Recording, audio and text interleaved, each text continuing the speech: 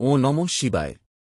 আপনি কি জানেন, এমন একজন ভক্ত ছিলেন যিনি মহাদেবের জন্য নিজের দুটি চোখ পর্যন্ত উৎসর্গ করতে প্রস্তুত হয়েছিলেন। তাঁর ভক্তির কাছে হার মেনেছিলেন স্বয়ং মহাদেব। আজ শুনবেন সেই অবিশ্বাস্য ভক্তির গল্প, কন্নপ্পা নায়নারের কাহিনী।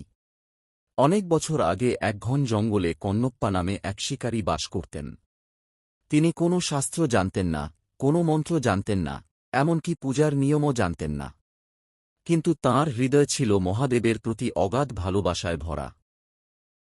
প্রতিদিন শিকার শেষে তিনি বনের মধ্যে থাকা একটি শিবলিঙ্গের কাছে যেতেন।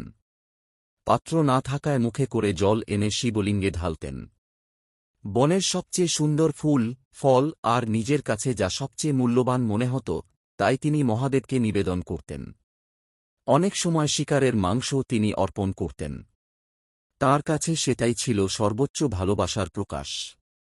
একজন পুরোহিত প্রতিদিন এসে দেখতেন শিবলিঙ্গের সামনে এসব অদ্ভুত নিবেদন। তিনি মনে মনে খুব কষ্ট পেতেন। একদিন মহাদেব স্বপ্নে তাঁকে বললেন, আগামীকাল লুকিয়ে থেকো, আমার প্রকৃত ভক্তকে দেখবে। ঠিক তখনই অলৌকিক ঘটনা ঘটল।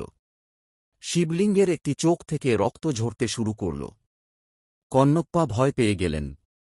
তিনি চারদিকে ওষুধ খুঁজলেন, কিন্তু কিছুই পেলেন না। তখন তিনি সিদ্ধান্ত নিলেন, নিজের একটি চোখ মহাদেবকে দান করবেন। একটুও দ্বিধা না করে তিনি নিজের একটি চোখ তুলে শিবলিঙ্গের চোখে বসিয়ে দিলেন। সঙ্গে সঙ্গে সেই রক্তপাত বন্ধ হয়ে গেল। কিন্তু মুহূর্তের মধ্যেই শিবলিঙ্গের অন্য চোখ থেকেও রক্ত বেরোতে লাগল। এবার কন্নপ্পা ভাবলেন, আমার আরেকটি চোখও মহাদেবের জন্য উৎসর্গ করব। কিন্তু দ্বিতীয় চোখ তুলে দিলে তিনি আর কিছুই দেখতে পাবেন না।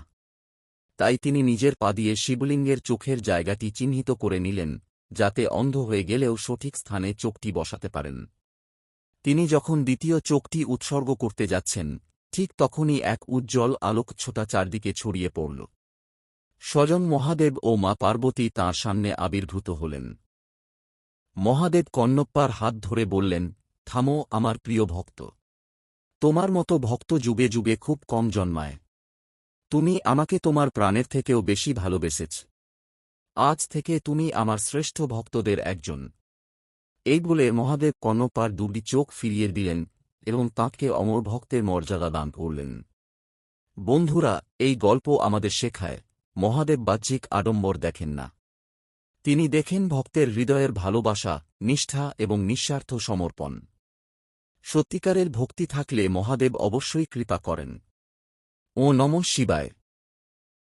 যদি এই গল্পটি আপনার ভালো লেগে থাকে, তাহলে ভিডিওটি লাইক করুন, শেয়ার করুন এবং মহাদেবের আরও এমন অলৌকিক কাহিনী শুনতে আমাদের চ্যানেলটি সাবস্ক্রাইব করুন। হর হর মহাদেব।